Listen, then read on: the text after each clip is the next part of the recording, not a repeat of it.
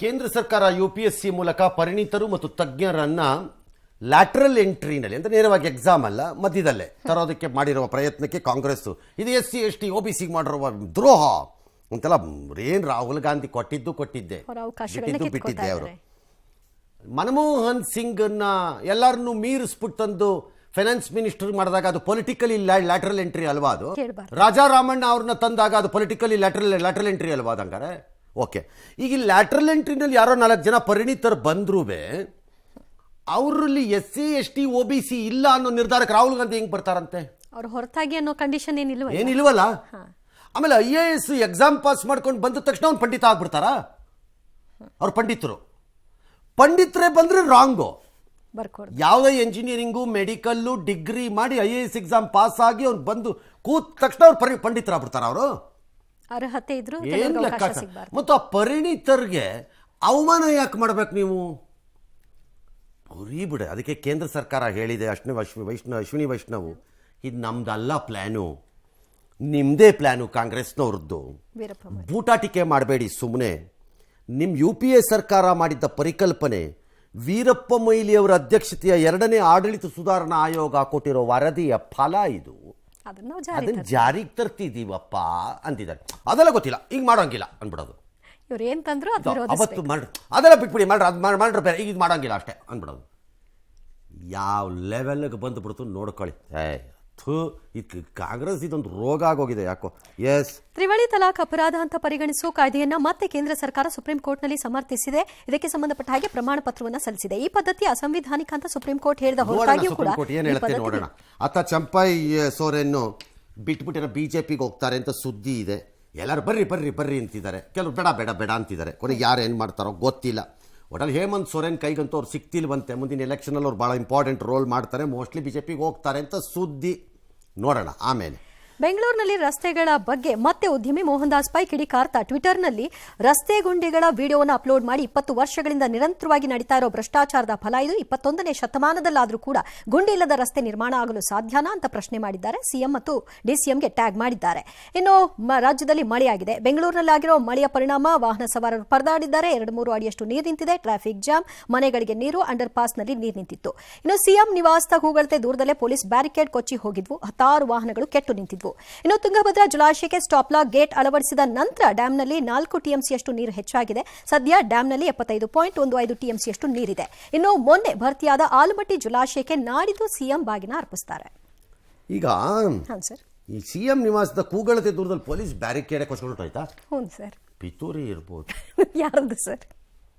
ಗೊತ್ತಿಲ್ಲ ಬೆಳಗ್ಗೆ ನೋಡೋಣ ಅದಕ್ಕೊಂದು ತನಿಖೆ ಮಾಡೋಣ SIT ಮಾಡೋಣ ಅದಕ್ಕೂ ಪಿತೂರಿ ಇದೆ ಇದು ಮೋಸ್ಟ್ಲಿ ಅವಮಾನ ಮಾಡಬೇಕು ಅಂತಾನೆ ಮಾಡಿದ್ದಾರೆ ಯಾರೋ ಪಿತೂರಿ ಮೋಹನ್ ದಾಸ್ ಪೈ ಹೇಳಿರೋದು ಸರಿ ಇದೆ 20 ವರ್ಷ ಅಲ್ಲ ಸ್ವಲ್ಪ ಕಡಿಮೆ ಈಚೆ ಆಚೆ 4 ವರ್ಷ ಇಟ್ಕೊಳ್ಳೋಣ ವಿಪರೀತ ಭ್ರಷ್ಟತೆ ರಾಜಕಾರಣಿಗಳ ದುರಾಸೆ ಮತ್ತು ಸ್ವಾರ್ಥ ದುಡ್ಡು ಮಾಡಿಕೊಳ್ಳಬೇಕು ಏಕೈಕ ಲೆಕ್ಕಾಚಾರದಿಂದ ಬೆಂಗಳೂರು ಇವತ್ತು ಈ ಸ್ಥಿತಿಗೆ ಬಂದಿರೋದು ಬೆಂಗಳೂರು ಬರ್ತಿರ್ಲಿಲ್ಲ ಈ ಪರಿಸ್ಥಿತಿಗೆ ಅದಕ್ಕೆ ಬಂದಿರೋದು ಯಾರಾದರೂ ಸರ್ಕಾರದವ್ರು ಬರಲಿ ಎಲ್ಲರ ರೋಗ ಒಂದೇ ಎಲ್ಲರಿಗೂ ಒಂದೇ ತಿನ್ನುವುದೊಂದೇ ರೋಗ ಅದು ರೋಗ ಅದು excess eating is a disease ಇವ್ರು ಏನಪ್ಪ ಅಂದರೆ ಆಹಾರ ತಿನ್ನಲ್ಲ ಕಾಸು ತಿಂತಾರೆ 3 ಹೊತ್ತು ಆಯ್ತಾ ಹಾಗಾಗಿ ಬೆಂಗಳೂರಿನ ಪರಿಸ್ಥಿತಿಗೆ ಅವ್ರು ಹೇಳ್ತಿರೋದು ಸರಿ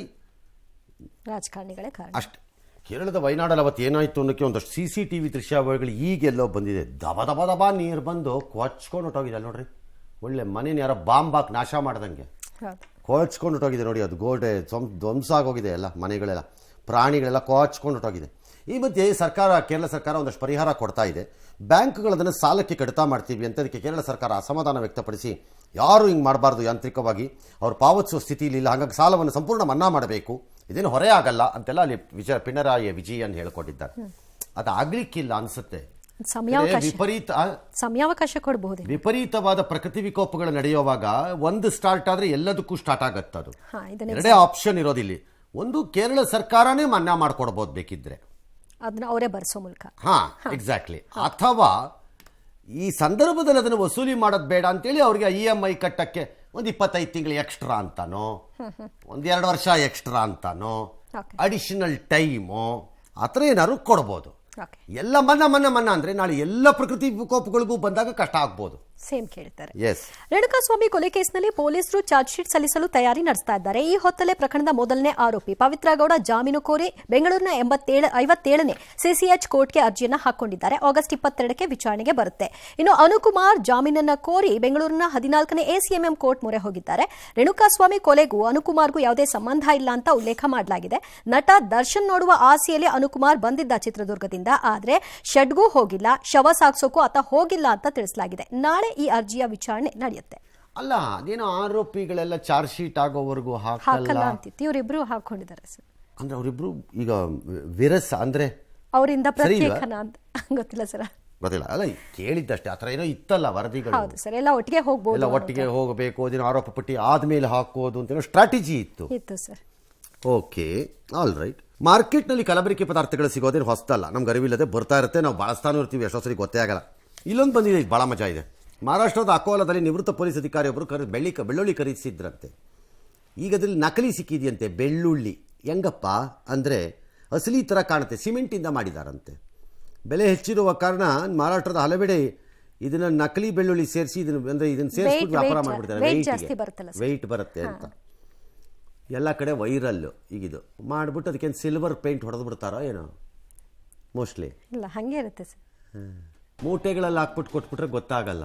ಹೌದು, ಬಲ್ಕಾಗಿ ತಗೊಂಡ್ರೆ ಗೊತ್ತಾಗಲ್ಲ. ಆಮೇಲೆ ಒಂದೊಂದು ತಗೊಂಡು ಮನೆಗೆ ತಗೊಂಡೋದಕ್ಕೆ ಸಾಮಾನ್ಯ ಎಲ್ಲರೂ ಬೆಳ್ಳುಳ್ಳಿನ ಹಂಗಂಗೆ ಹಾಕೋದು ಕಡಿಮೆ, ಅದೊಂದು ಜಜ್ಜಿಬಿಟ್ಟು ಹಾಕ್ತಾರಲ್ವಾ. ಹೌದು ಸರ್, ಅಡಿಗೆ ಉಂಡೆ ಯಾರು ಹಾಕಲ್ಲ ಅಲ್ವಾ, ಉಂಡೆ ಹಾಕೋದು ಕಡಿಮೆ ಅಲ್ವಾ, ಜಜ್ತಾರಲ್ವಾ, ಒಂದು ಜಜ್ದಾಗ ಸಿಗಾಕೊಂಡ್ಬಿಡುತ್ತಲ್ವಾ ಇದು. Perfect sir. ಓಕೆ. ದೇಶದಲ್ಲಿಂದು ರಕ್ಷಾಬಂಧನದ ಸಡಗರ ಸಂಭ್ರಮ. ಪ್ರಧಾನಿ ನರೇಂದ್ರ ಮೋದಿ ಅವರು ದೆಹಲಿಯ ಶಾಲೆಯೊಂದಕ್ಕೆ ಹೋದ್ರು, ಮಕ್ಕಳ ಜೊತೆಗೆ ರಕ್ಷಾಬಂಧನ ಆಚರಿಸಿದ್ರು, ಖುಷಿ ಹಂಚಿಕೊಂಡ್ರು, ಸಂವಾದ ನಡೆಸಿದ್ರು, ಮಕ್ಕಳ ಪ್ರಶ್ನೆಗೆ ಉತ್ತರ ಕೊಟ್ಟರು. ಇನ್ನು ರಾಹುಲ್ ಗಾಂಧಿ ತಮ್ಮ ಸಹೋದರಿ ಪ್ರಿಯಾಂಕಾ ವಾದ್ರಾಗೆ ರಕ್ಷಾಬಂಧನದ ಶುಭಾಶಯ ಕೋರಿ ಸಹೋದರಿ ಜೊತೆಗಿನ ಅನುಬಂಧವನ್ನ ಟ್ವಿಟರ್ನಲ್ಲಿ ಹಂಚಿಕೊಂಡಿದ್ದಾರೆ.